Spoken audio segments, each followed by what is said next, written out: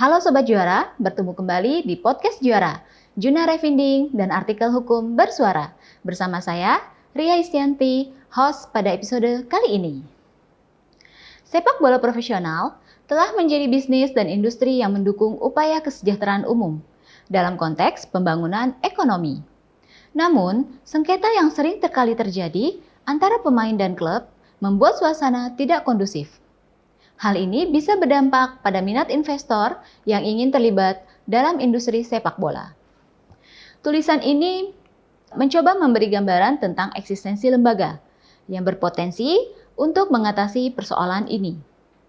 Pada saat artikel ini diterbitkan, lembaga yang ada tidak relevan dan tidak efektif untuk menjadi solusi, sehingga perlu dibentuk lembaga arbitrase yang khusus menangani sengketa antara pemain dan klub. Karenanya, tidak ada masalah dalam pembentukan lembaga ini, karena mendapat legitimasi dari komunitas sepak bola maupun negara. Oleh karena itu, Juna Revinding pernah menerbitkan artikel tentang topik terkait, tepatnya di volume 7 nomor 1 tahun 2018 yang berjudul Urgensi Pembentukan Badan Penyelesaian Sengketa antara klub sepak bola dan pesepak bola profesional dalam rangka mendukung pembangunan ekonomi nasional. Sobat Juara bisa mengaksesnya di website revinding.bphn.go.id/e-journal.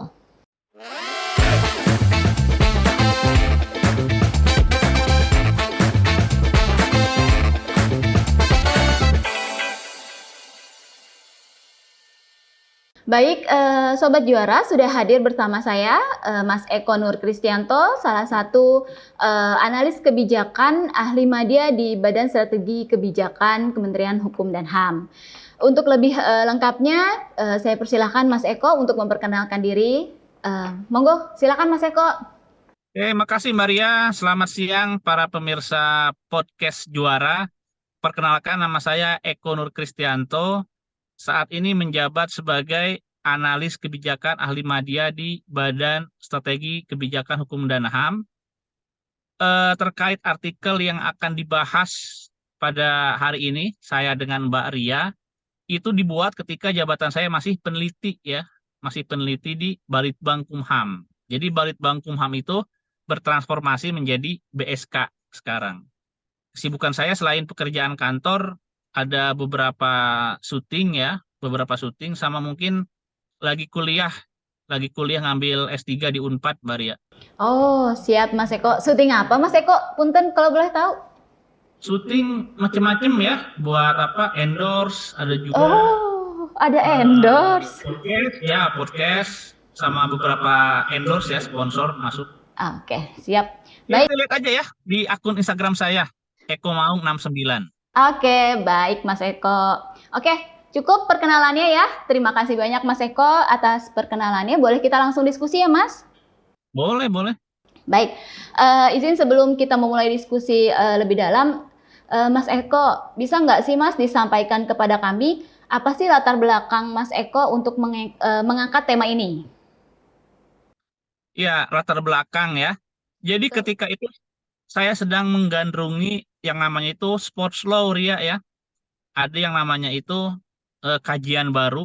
Sebetulnya kalau di Indonesia terbilang baru, cuma kalau di luar ya, di negara-negara yang industri olahraganya maju, ini bukan barang baru. Ini tentang hukum olahraga, sports law. Nah, tentang hukum olahraga ini di beberapa kampus luar negeri itu diajarkan tuh ya, bahkan jadi jurusan. Misalnya nih saya ambil dua contoh saja ya, yang paling terkemuka tuh di Inggris tuh, misalkan di Inggris itu ada di eh, Westminster University ya, sama Leicester University itu punya tuh sports law hukum olahraga. Jadi kemungkinan besar mereka yang lulus dari sana, dari Inggris, untuk S2 ya, program master, itu akan muncul yang namanya LLM in Sports Law. Nah, di Melbourne, Australia juga ada. Nah, ketika itu saya sedang mencoba mengajak mahasiswa-mahasiswa dan lain sebagainya. Kalau kita itu, mari kita kembangkan tentang hukum olahraga. Makanya tulisan-tulisan saya di fase itu ya, periode 2015 sampai 2021, selama 6 tahun, itu bercorak hukum olahraga ya. Dan memang para pemikirnya masih dikit di Indonesia, Ria.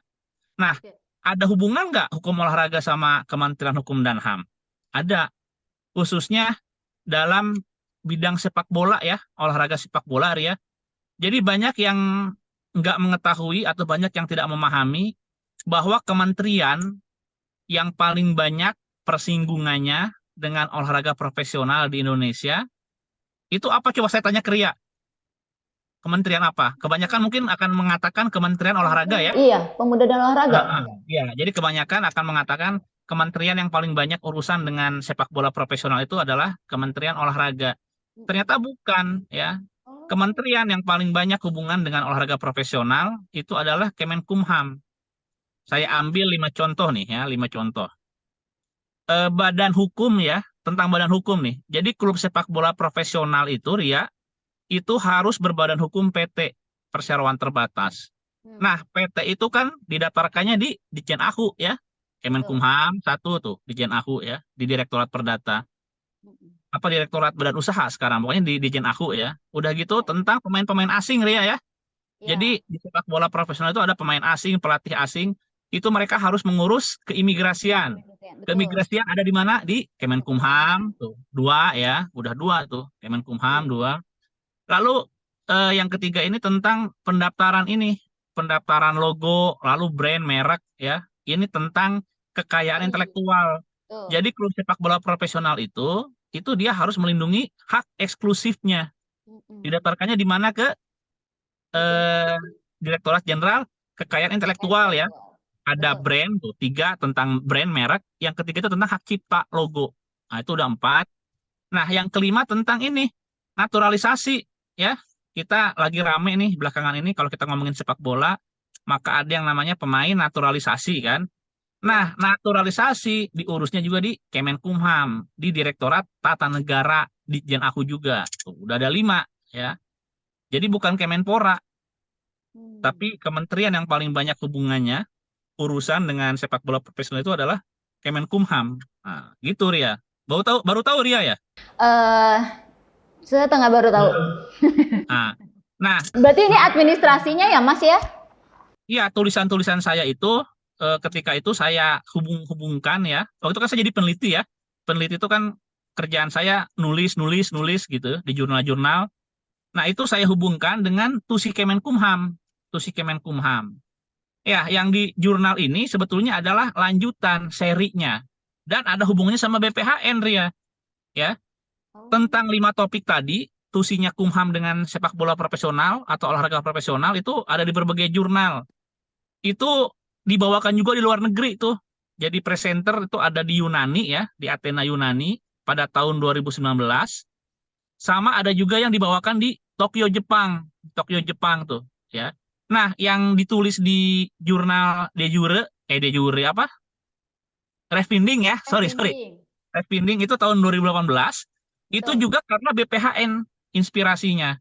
Jadi ketika itu BPHN, bahkan pusat AE ya, itu ada diskusi FGD tentang peradilan, sistem peradilan di Indonesia, Ria. Sistem peradilan di Indonesia ya. Jadi bagaimana menciptakan peradilan yang simple, efektif, berbiaya murah gitu, kayak gitu ya. Prinsip-prinsip peradilan lah. Nah, waktu itu yang diundang itu dari berbagai macam institusi peradilan tuh. Ada yang namanya peradilan pajak, ya. Ada juga arbitrase. Lalu ada peradilan, pernah dengar nggak peradilan ini, tangkap tentang ikan? Itu juga ada gitu ya. Jadi begitu banyak ternyata kalau kita tahunya kan pengadilan itu kan pengadilan umum ya, peradilan umum, lalu militer ya, udah gitu ada apa di tingkat ini ada pengadilan tinggi, lalu pengadilan apa Mahkamah Agung gitu ya. Nah ternyata enggak Ria. Setelah saya diskusi, saya pelajari ya, ada satu hal yang menarik nih. Jadi masyarakat kita atau masyarakat dunia ini semakin lama memang semakin global ya, pergaulan internasional itu semakin global, semakin nggak ada sekat ya. Tapi ternyata untuk menyelesaikan masalah ya, itu mereka itu ingin diselesaikan oleh orang-orang yang spesifik, yang spesialis, spesifik gitu. Jadi kalau misalkan kayak misalkan saya nih, saya punya persoalan tentang suatu hal ya tentang A. Saya nggak mau diselesaikannya oleh orang yang pengetahuannya terlalu umum. Saya ingin diselesaikan oleh orang yang pengetahuannya itu mendetail terkait A gitu, terkait suatu hal. Nah, termasuk di bidang olahraga, Ria, di bidang olahraga ya. Jadi kalau ada masalah atau sengketa di olahraga, itu kalau diselesaikan atau diurus di pengadilan umum, pengadilan negeri ya, itu bisa jadi para pihak nggak akan puas dan tidak relevan. Karena apa? Karena kan olahraga itu spesifik ya, banyak Iya. yang khas tentang perjanjian, tentang apa, one prestasi, kontrak segala macam. Makanya lebih baik diselesaikan oleh yang spesifik gitu. Bahkan bukan cuma tentang olahraga, tapi per bidang olahraga, Ria. Jadi di kita itu ada ya, ada yang namanya itu badan arbitrase yang saat ini nih ya, ada dua nih badan arbitrase yang punya kaitan dengan olahraga. Yang pertama itu adalah Badan Arbitrase Olahraga Republik Indonesia atau BAORI. BAORI ini menginduknya atau ini berasal dari KONI. KONI ya, Komite Olahraga Nasional Indonesia. Nah, selain BAORI, ada juga yang namanya BAKI, yaitu Badan Arbitrase Keolahragaan Indonesia. Kalau BAKI ini inisiatornya atau penggagasnya atau induknya ini adalah KOI, Komite Olahraga Indonesia. Jadi ada dua ya, ada KOI, ada KONI. Nah, masing-masing institusi ini ternyata punya lembaga arbitrase keolahragaan masing-masing. Begitu Ria. Nah, ini dianggap menurut saya tidak tidak menyelesaikan masalah gitu ya. Kan tadi saya udah bilang ya, masyarakat itu kan semakin global, tapi ketika ada persoalan itu pingin diselesaikan oleh orang-orang yang ahli spesialis tentang masalah itu. Nah, ibarat kita ke dokter nih, kita ke dokter misalkan, sakitnya paru-paru ya, Mm-mm. kita tentunya pingin diselesaikan oleh dokter spesialis paru-paru gitu kan. Terus kalau punya masalah di pendengaran, pinginnya oleh yang spesialis tentang THT gitu. Nah, ternyata di dalam upaya mencari hukum, mencari keadilan gitu ya, ini juga seperti itu manusia di era global ini. Walaupun pergaulannya global, tanpa sekat, tapi kalau punya masalah, mereka pinginnya oleh orang-orang yang spesifik, yang ahli di bidang itu. Kayak apa, ada namanya itu pengadilan industrial ya, kayak gitu-gitu. Industrial, pengadilan pajak, itu adalah contoh-contoh yang spesifik. Nah, untuk olahraga ada tuh Baki sama Bauri. Tapi ternyata itu nggak cukup jadi solusi ya. Banyak Oke. pihak tidak puas, bahkan orang-orang yang nggak puas itu yang udah diputus ya oleh Bauri itu membawa lagi ke pengadilan negeri, ada tuh kayak gitu. Hmm. Tapi udah ada surat edaran dari MA ya, Mahkamah Agung, yang mengatakan semua sengketa yang sudah diputus oleh Bauri itu nggak bisa dilanjutkan di pengadilan apa, pengadilan biasa gitu, pengadilan negara gitu. Oh, Tapi Ria, itu tulisan kan saya buat kan tahun 2018 ya. betul. Tahun Iya, saya tahu. 2018 itu dalam hal olahraga dan hukum nasional, itu yang berlaku adalah Undang-Undang Nomor 3 Tahun 2005 Hmm. tentang Sistem Keolahragaan Nasional. Ya. Nah, sekarang ini kita punya Undang-Undang Keolahragaan yang baru, Nomor 11 Tahun 2022. Dan di Undang-Undang Keolahragaan yang baru itu mengamanatkan bahwa lembaga arbitrase keolahragaan hanya ada satu, cuma ada satu. Kan tadi saya bilang kan ada dua ya, Betul. Bauri sama Baki. Nah, itu udah nggak relevan lagi karena Sekarang menurut hanya undang-undang satu. olahraga yang baru ya itu harus ada satu. Nah, artinya apa? Artinya semakin ngaco ya, semakin nggak relevan lagi, semakin nggak sesuai dengan kebutuhan dan nggak sesuai juga dengan hukum nasional kita gitu. Nah, makanya di tulisan itu waktu tahun 2018 saya kepikiran menggagas kalau untuk masalah di sepak bola kita perlu peradilan ya, peradilan dalam upaya menyelesaikan sengketa ini bukan lagi tentang olahraga, tapi spesifik langsung tentang sepak bola, tentang sepak bola. Begitu Ah, Ria. Itu sebetulnya inti gagasannya itu adalah urgensi kan. Saya betul. lupa lagi judul pastinya tuh. Jadi urgensi intinya tentang lembaga peradilan dalam hal sepak bola. Judulnya apa sih Ria? Saya juga lupa lagi tuh. Udah lama soalnya. Ya, judulnya itu ini Mas, urgensi pembentukan badan penyelesaian sengketa antara klub sepak bola dan pesepak bola profesional dalam Nah, rangka itu. mendukung pembangunan ekonomi nasional. Ya itu. Ya itu. Jadi itu gagasannya. Sorry ya, tadi saya tapu bersih soalnya ini apa? Ya gitu ya. Ingatnya itu tuh. Biar nggak keputus-putus. Ya, baik. Berarti izin Mas, tadi kan sudah dijelaskan nih Mas, tadinya berarti yang menurut undang-undang yang terbaru itu hanya ada satu lembaga. Iya. Dan belum diputuskan yang mana itu belum sampai sekarang. Oh, belum diputuskan Belum. ya? Iya. Baik, berarti ini yang sebelumnya nih Mas, yang dua lembaga tadi, yang Bauki ya, Bauri, Baki dan Bauri. Bauri dan Baki, ya. Itu berarti itu masih belum relevan ya Mas ya? Tidak efektif. Iya. Sekarang semakin tidak relevan dan ketika mereka ada eksis pun nggak menyelesaikan masalah Ria. Karena Ya. pada bingung ini para pihak ya. Mm-mm. Jadi ini kan dua-duanya kan tentang arbitrase ya. Kalau Ya. kita perhatikan, kalau kita cermati, ciri khas dari arbitrase ini sebetulnya kendalanya kan ada di biaya yang mahal ya. Biayanya mahal loh kalau arbitrase. Kalau Ya. kita punya sengketa lalu membawanya ke BANI, ada apa Badan Arbitrase Nasional gitu ya. Pokoknya kalau lembaga arbitrase itu biayanya itu tinggi, mahal. Karena apa? Karena spesialis ya, para hakimnya ini spesialis. Kayak kita lah ke dokter ya, kan lebih mahal dokter spesialis ya daripada Betul. dokter umum kan. Nah, kayak gitu. Nah, makanya arbitrase ini mahal. Sedangkan misalkan yang punya sengketa adalah atlet. Kebanyakan itu rata-rata kalau di Indonesia itu masalahnya adalah gaji nggak dibayar tuh. Gaji Iya. ditunggak ya. Dan saya katakan tadi kan bahwa kita ini kan olahraganya belum maju ya. Jadi sepak bola, saya ngomong dalam hal ini sepak bola ya. Ketika gaji pemain itu nggak dibayar, dia itu boro-boro punya duit ya untuk bayar arbitrase, bayar ini. Jadi nggak ada duit sebetulnya. Apalagi harus jadi gini, dia mau menuntut haknya yang nggak dibayar oleh klub sekian ratus juta misalkan. Tiba-tiba harus ngeluarin lagi duit untuk pendaftaran lah ini itu. Ya gimana, repot kan? Repot tuh. Iya. Udah gitu, secara apa hukum acara juga belum jelas, nggak jelas tuh. Lalu kebanyakan hakimnya ini kan ad hoc ya. Para hakimnya juga gimana ngumpulinya, rutin rutin berkumpulnya kapan, terus paniteranya tuh, paniteranya di mana, gimana, itu nggak jelas ya. Dua lembaga arbitrase ini nggak jelas gitu. Makanya kalau kita perhatikan kayak Bauri ini kebanyakan itu eksisnya itu ketika menjelang PON biasanya Ria, ya. Jadi kalau menjelang PON itu biasanya ada aksi bajak membajak atlet ya. Misalkan atlet yang asalnya memperkuat provinsi ini tiba-tiba pindah lalu dipermasalahkan. Nah, itu Bauri yang memutus yang kerjanya gitu.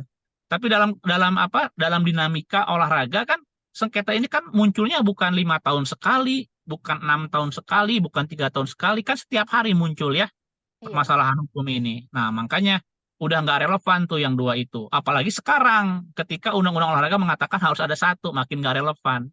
Nah, yang relevan apa? Yang relevan itu langsung nih. Saya kan ada gagasan ya di rekomendasi ya. Itu ada yang namanya dan sekarang sudah berdiri Ria ya. Saya sudah berdiri. Saya lupa lagi berdirinya duluan mana, tapi harusnya tulisan saya dulu ya, tulisan saya dulu terbit, baru berdiri. Ini ada yang namanya itu NDRC, Andi RC, ya, NDRC, tulisannya NDRC. NDRC ini singkatan dari National Dispute Resolution Chamber. Ini tuh adalah percontohan ya dari FIFA sebetulnya Ria. Percontohan dari FIFA. Selain Indonesia itu ada dua negara lagi nih. Kalau nggak salah itu Malaysia sama Costa Rica kalau nggak salah ya. Nanti dicari deh di googling percontohan NDRC itu ada tuh muncul. Nah, eh, ketika dalam proses penulisan ini Ria, kan narasumber saya juga dari PSSI ya. Selain PSSI juga ada dari APPI, Asosiasi Pesepak Bola Profesional. Makanya terinspirasi bahwa dalam sengketa ini dalam sengketa klub dengan para pesepak bola ini kita harus memiliki wadah khusus nih, wadah khusus ya, yang kedaulatannya, yurisdiksinya ini nggak bisa diintervensi oleh negara. ini kan urusan komunitas ya. Tadi saya sudah katakan bahwa setiap komunitas, setiap orang kalau punya masalah ingin diselesaikan di internal mereka ya oleh orang-orang yang memahami bidang tersebut. Makanya kami pikir kalau untuk sepak bola terus pengadilannya pengadilan olahraga itu aja udah terlalu luas tuh. Jadi harus spesifik pengadilannya tentang sepak bola. Dan badan ini, NDRC ini berada di bawah PSSI ya, Ria. Jadi nggak terlepas dari PSSI, tapi berada di bawah PSSI. NDRC ini udah eksis. Putusan-putusannya sudah ada, sudah banyak, dan diikuti ya oleh mereka yang bersengketa NDRC. Nah, bagaimana cara memainkan peranan NDRC ini? Gini, Ria, setiap pemain itu kan punya kontrak dengan klub ya, punya kontrak dengan klub. Nah, di akhir kontrak itu ada klausul biasanya kan, jika terjadi sengketa dan perselisihan antara para pihak gitu kan, kalau kita bikin kontrak kan selalu ada itu ya, pasal itu kan. Nah, sekarang diatur bahwa semua pemain, semua klub harus sepakat jika terjadi permasalahan atau sengketa, maka para pihak akan membawanya atau menyelesaikannya di forum NDRC ini gitu. Kalau dulu enggak, Ria. Jadi ada yang membawanya ke pengadilan industrial, ada yang membawanya ke pengadilan umum gitu ya, pengadilan negara.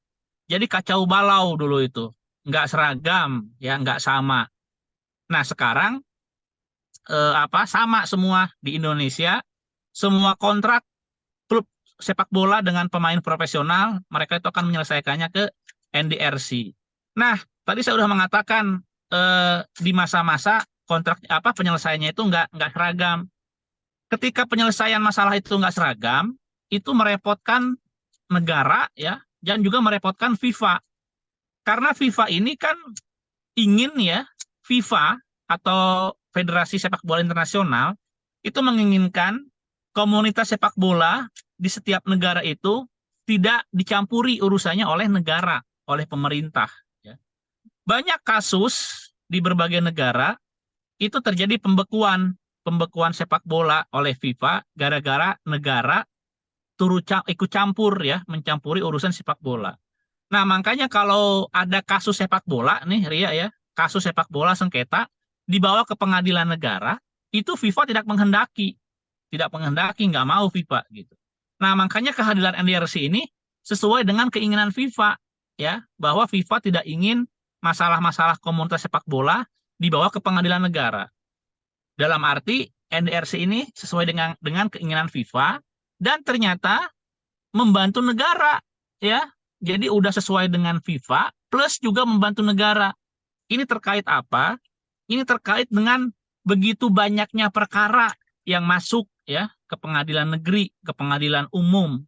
Bahkan perkara itu kan numpuk di tingkat banding ya, tingkat banding. Nah, ada satu karakteristik kalau kita ngomongin masalah terutama masalah keperdataan, masalah uang gitu ya, itu orang-orang tuh cenderung banding kan, akan banding. Nah, di tingkat banding ini numpuk perkara di Mahkamah Agung gitu ya. Intinya gini deh, intinya kalau misalkan para pihak yang bersengketa, yang punya urusan ya, komunitas, menyelesaikan masalahnya sendiri di tingkat internal mereka gitu, maka negara terbantu gitu aja. Jadi jangan semua masalah, semua perkara dibawa ke pengadilan, kan membebani negara juga gitu. Dari mulai biaya, lalu administrasi segala macam. Ini jadi concernnya BPHN ketika itu, Ria. Jadi disepakati bahwa itu Bapak waktu itu tuh pingin nggak semua masalah itu harus ke pengadilan gitu. Kalau bisa selesaikan, makanya kan ada yang namanya mediasi ya. Mediasi dan lain sebagainya itu apa? Itu biar nggak semua masalah orang Indonesia itu harus dibawa ke pengadilan gitu. Nah ini jadi solusi nih, NDRC ini solusi. FIFA menghendaki gitu ya, karena kan FIFA juga nggak mau ada negara ikut campur ya dalam urusan komunitas, dan negara pun senang gitu, atau negara pun menginginkan hal ini. Ternyata negara menginginkan para komunitas ini punya mekanisme sendiri untuk menyelesaikan masalah mereka tanpa harus memasukkan perkara ke pengadilan. Gitu ya kira-kira. Siap. Mas Eko, ada yang mau saya tanyakan sedikit. Berarti Ya, NDRC ini sudah ideal ya, Mas Eko? udah ideal dan Oke. sudah apa berjalan ya, udah ideal, udah berjalan. Lalu Jadi, misalnya, sorry Mas Eko, misalnya kita bicara soal undang-undang olahraga baru nih, artinya posisi NDRC ini bagaimana? Bukan pilihan utamakah atau? oh ini lebih otonom lagi Ria ya, lebih otonom lagi gitu. Lebih otonom lagi, lebih otonom lagi. Jadi gini, di komunitas olahraga itu ada arbitrase olahraga ya, yang paling tinggi itu namanya CAS, CAS ya, Court of Arbitration for Sport ya. Itu adalah peradilan olahraga tertinggi lah di dunia. Para pesepak bola juga banyak yang membawa urusan mereka ini sampai hingga tingkat CAS ya, hingga tingkat CAS banyak. Cuma kan lagi-lagi prinsipnya itu adalah selesaikan di tingkat paling kecil ya. Jadi kalau bisa gini deh, kalau bisa ya, untuk olahraga basket punya sendiri nih NDRC-nya, untuk olahraga voli punya sendiri. Jadi kalau bisa seluruh cabang olahraga ini kalau punya masalah sengketa gitu ya antara komunitasnya di komunitasnya itu selesai di federasi sudah gitu. Nggak usah sampai apa arbitrase olahraga yang besar, yang nasional nggak usah gitu. Oke. Nah, kalau tadi Ria ngomong kan nanti ada tuh lembaga olahraga tunggal tadi ya, arbitrase olahraga tunggal sesuai amanat undang-undang. Iya, nanti bisa saja. Mungkin mekanismenya apakah banding ataukah gimana. Cuma kan belum teruji, Ria. Karena sampai hari ini belum ada yang tunggal itu. Belum keluar ya Mas Eko ya? Kita Ya, belum tahu jadi ya. kalau dalam hal-hal seperti ini, kita ini perlu banyak melihat kasus, ya. Melihat kasus dan teruji atau enggak, gitu. Kita bicara tentang lembaga arbitrase, ya. Ingat, Betul. ya, lembaga arbitrase itu memerlukan kepercayaan dari para pihak. Dan kepercayaan itu bukan dari lamanya usia lembaga arbitrase itu, ya. Banyak yang mengatakan kalau lembaga arbitrase itu pilih yang paling lama atau yang paling tua berdiri, itu keliru, ya. Jadi kepercayaan para pihak atau kepercayaan masyarakat terhadap lembaga arbitrase itu ditentukan oleh pertama ya, pertama itu oleh para hakim-hakimnya. Hakimnya itu harus banyak, kan yang milih para pihak nih, ya. Jadi harus banyak pilihan. Udah gitu harus ahli betul, punya reputasi. Dan citra atau reputasi lembaga arbitrase itu kan ditentukan oleh putusan-putusan mereka memuaskan para pihak apa enggak. Nah, itu. Nah, NDRC ya, kalau dibandingkan dengan lembaga arbitrase yang levelnya lebih tinggi, misalkan arbitrase kan yang paling rendah kan khusus sepak bola NDRC.